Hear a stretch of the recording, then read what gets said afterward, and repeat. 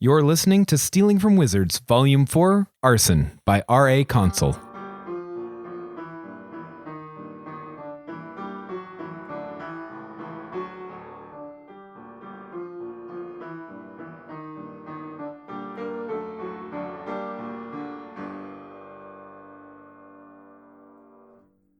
Chapter 7.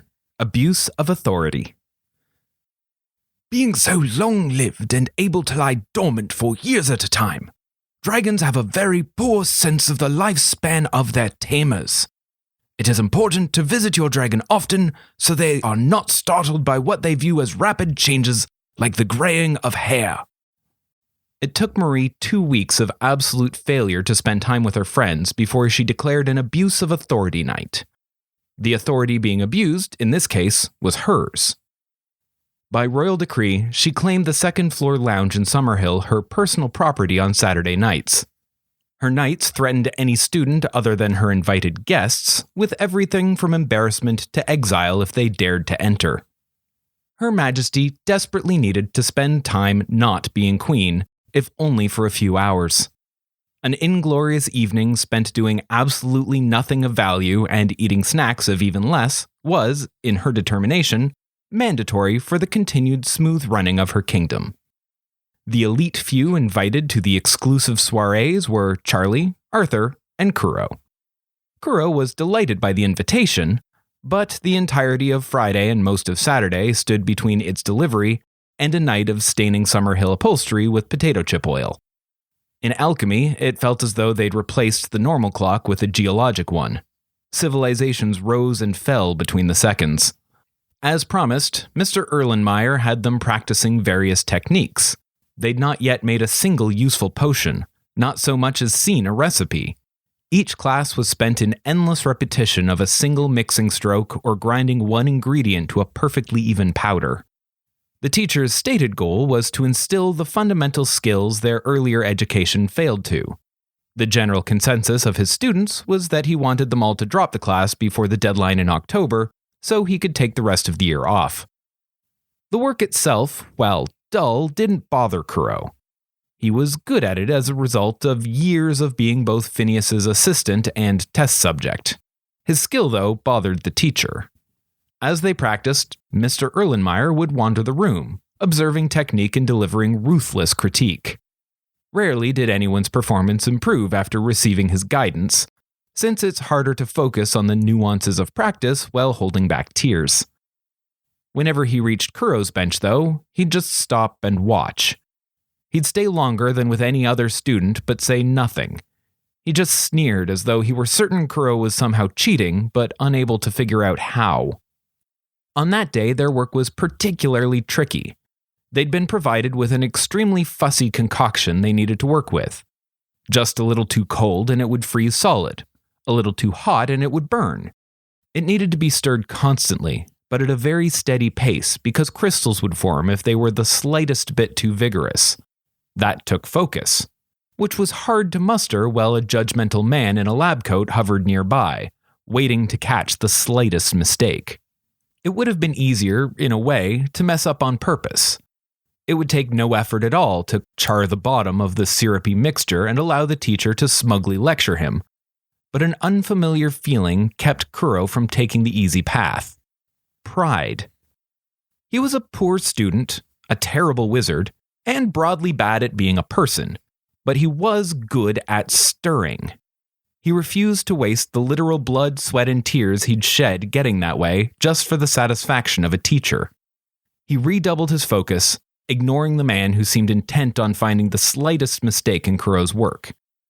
He blocked out the feeling of begoggled eyes burrowing into the back of his head and the sound of air whistling through the nose hairs much too close to his ear. What he failed to ignore was the smell. Not that the teacher stank, but rather there was a familiar scent drifting off the man. Mixing with the sickly sweet stench of the bubbling pot in front of Kuro was the earthy scent of blooming brew and the sparkling aroma of moon blossom flowers. Unbelievable. Absolutely unbelievable. It was so impossible to imagine Kuro actually competent at something that Mr. Erlenmeyer thought he was Arthur in disguise. The teacher had surreptitiously grown a moon blossom, which changelings were allergic to. The burst of pollen as it bloomed would have forced Arthur into uncontrolled sneezing and shapeshifting. The man snorted in dissatisfaction when his clever plan failed to reveal Kuro to be a changeling. "I'd like to talk to you after class," he said, with the implication in his voice being that Kuro had done something wrong simply by being himself. That wasn't an uncommon view, truth be told, but it was still annoying. Kuro spent the remainder of class fuming over a pot, which was ironic as it was the only pot in the room that wasn't. After the bell rang at the end of the period, he stayed behind, scowling at the teacher. "Kuro, I'd like an explanation," said Mr. Erlenmeyer. "So would I," replied Kuro, with a vitriol that surprised them both. "Excuse me?" The man recoiled in shock at a student so brazenly talking back to him. "You grew a moon blossom in your pocket," Kuro accused. "I could smell it. You thought I was Arthur, and you'd catch us cheating by making him change. What if I really was him? Do you know how he reacts to those? He could have been hurt. There's open flame in the class, for goodness sake." "I don't much appreciate your attitude," said Mr. Erlenmeyer. "How would you like to speak to Mr. Thrimson?" "I'd love to," answered Kuro, and took that as an invitation to leave. He stormed out of the classroom and up to the office of the high school principal. The building had once been the seat of government for the Three Kingdoms before it was repurposed as a school. The principal's office, therefore, was originally meant for the Prime Minister of the Confederation. It was an excessively swanky place in which to scold misbehaving teenagers. It felt more like a cathedral than an office, with soaring ceilings and a wide-arched window, which overlooked the beautiful gardens atop the butte. The too-large space was stuffed with cozy richness to soften the austere stonework and stifle the echo. Bespoke furnishings offered a variety of lounging options. Heavy leather sofas, an ornate mahogany desk, a throne-like chair, all showing their age but still solid and sturdy. Paintings of long-dead kings and sleeping dragons decorated any patch of wall not otherwise covered in bookshelves. A thick fur rug made from the pelt of a worryingly large beast covered most of the floor. Kuro sat across from the principal in the only cushionless chair in the room, clearly intended to make whatever student occupied it extra uncomfortable. His feet swung freely, unable to reach the ground. "I'm not surprised to see you," said Mr. Thrimson in a voice like a boulder falling down a mountain, deep and hollow, but with the bounce of a northern accent. "Though I am a bit surprised it took this long. You have something of a reputation." He looked like a roughly hewn statue come to life. His hair and skin were gray with age, and yet he maintained a broad and blocky physique, and the sort of jawline best compared to castle fortifications. He wore a compromise between the traditional hide-based clothing of Elfheim and business attire appropriate for his position, which could best be described as office furs. All that was almost invisible to Kuro, though, as the principal also wore an ornately tooled leather headband. Kuro had never noticed it before, but he hadn't not noticed it either. He hadn't known to be wary of people in circlets until after he'd left the school the year before. He hadn't really seen Thrimson since, except at graduation where everyone had been wearing silly ceremonial hats. Kuro wondered if the principal could be another duplicate of Claudius Roche. "Do you know why you're here?" Thrimson asked. "Yes," Kuro replied, too distracted by his suspicions to be anything but bluntly honest. Thrimson fit the pattern. He was an older man in a position of authority, but not at the center of attention. Powerful but innocuous. He also had a fancy office with fine furniture and an impressive view, just like the regent and the warden. "Great, because I have no idea. You got here faster than your indictment." The principal broke into a wide grin that deepened the creases in his aged face. "Would you care to enlighten me?" "I yelled at Mr. Erlenmeyer for trying to catch me cheating. He thought Arthur was taking my place in class," said Kuro, his suspicion growing as the outwardly stoic man broke character to be all smiles. "Is he?" asked Mr. Thrimson. He seemed genuinely excited by the scandalous possibility. Wouldn't you notice that he was skipping his own classes to attend mine? Kuro was talking himself in and out of suspecting Mr. Thrimson. It was too obvious, too blatant. The guard had its failings, but it wasn't entirely useless. They must have checked everyone at school before they allowed the Queen to return. They'd definitely checked the principal, right? Also, he'd traveled across the Blandlands on the ferry. An enchanted circlet couldn't work out there. Unless this was new. That's the danger of Roche copies. Just slap a magic band on someone's head and they suddenly have a brain full of Roche. Honestly, we wouldn't. The principal pulled a fishbowl full of candies out of his desk drawer and plunked it on the desk. He unwrapped a taffy and tossed it in his mouth. He spoke as he chewed. With his work as Her Majesty's body double, we're never entirely sure who or where he is. The teachers have a betting pool for who can catch him sneaking into or out of classes. A knock at the door interrupted his musings on the mysterious movements of the changeling. The school secretary entered, a smartly dressed young man with a letter in hand. He delivered it, grabbed a candy from the bowl as payment for his services, and left. Thrimson read the note and laughed. Mr. Erlenmeyer threatened to send you to see me as a way to get you to calm down. He didn't expect you to just leave and march yourself to my door. I guess I'm just used to being thrown out of class, said Kuro. He also wanted to know how you got so good at alchemy, Thrimson continued, still chewing his candy. Says you mix like a professional. Phineas Hearn cursed me to obey him or I die, and he liked to use me to make potions for him. He'd make me spend whole days mixing, explained Kuro, hoping to catch some sign from the principal. Sometimes he'd get drunk and pass out without telling me to stop, and I'd go all night. I got pretty good at it. That explanation gained a reaction, but not one Kuro could easily interpret. The humor from the principal drained. Oh, he said.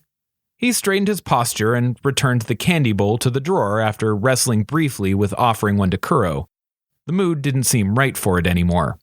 I'm sorry to hear that. Have you, talked to anyone about this? Like a counselor? That also would have killed me, said Kuro bluntly. But not anymore, confirmed Thrimson, now appearing concerned that the boy was about to drop dead in front of him. Not since Miss Crawley punched Phineas until he agreed to break the curse while we were escaping from prison. The principal nodded, faint recollection joining his increasing worry. She did say something like that, though perhaps not in those words. Well, I was going to give you detention, but I'm starting to think I should send you to therapy instead. I'd prefer detention. Most do, Thrimson sighed. Detention it is. How do you feel about gardening? Fine, I guess, said Kuro, uncertain why he was being asked. All right. Meet our custodian Merle out by the big garden tomorrow at 1. He'll get you to do some weeding. Principal Thrimson shooed Kuro away after declaring the sentence. Scurry off. You're late for your next class. Kuro wrestled with his impulse to jump over the table and pull the leather band from the principal's head.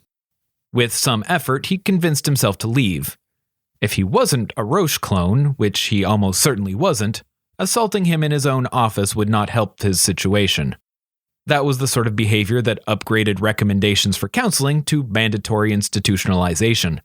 While he was a little curious if he'd be able to escape from a straitjacket, he had plans the next night he didn't want to miss.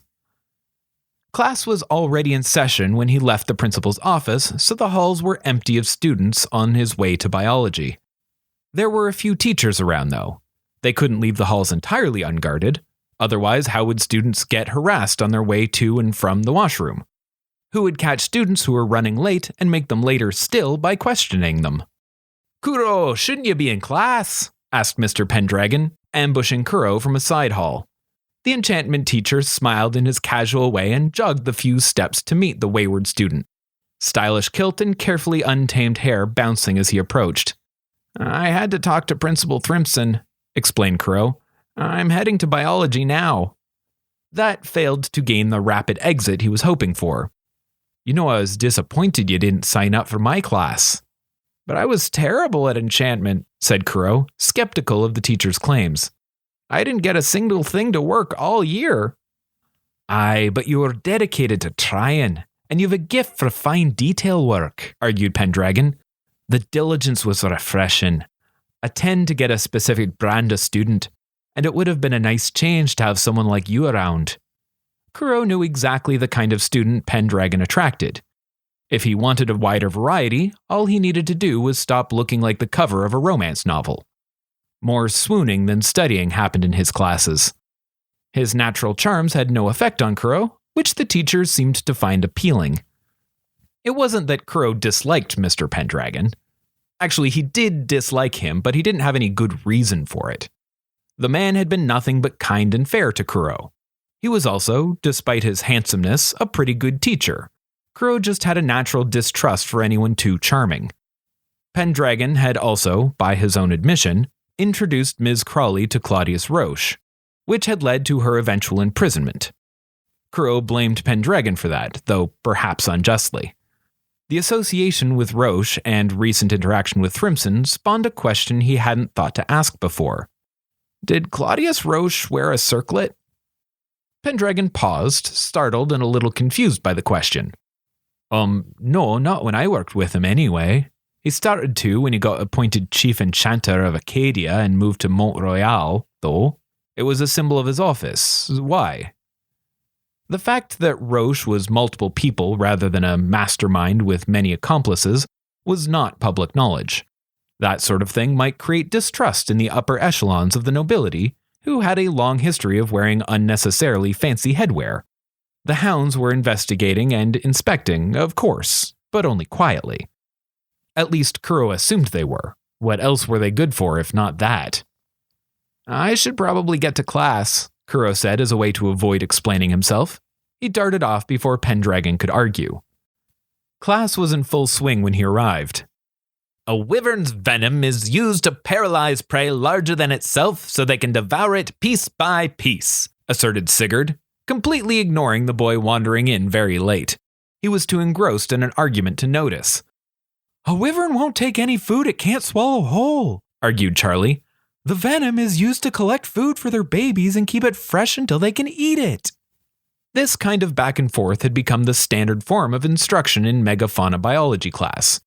The two disagreed on everything from the mating habits of salamanders to the number of teeth in a drake's mouth. Mr. Sigurd would state facts from the many books he had read, written by experts in the field. Charlie would contest them with her own experiences dealing with the beasts on her farm. He argued that the behavior of animals in captivity was different from that in the wild. She argued there was no proof the authors of the books had ever actually seen any of the animals alive. Kuro took his seat and settled in to enjoy the show. They're dangerous aerial predators, said Sigurd. They're excellent parents and useful for pest control, retorted Charlie. There was general consensus among the students that biology was the most entertaining class on offer this term. Also, possibly the one in which they learned the most. Having two experts nearly come to blows every day was quite engaging, and the arsenal of facts they brought to bear was both impressive and captivating. Kuro failed to become enthralled with the current duel because of a hat.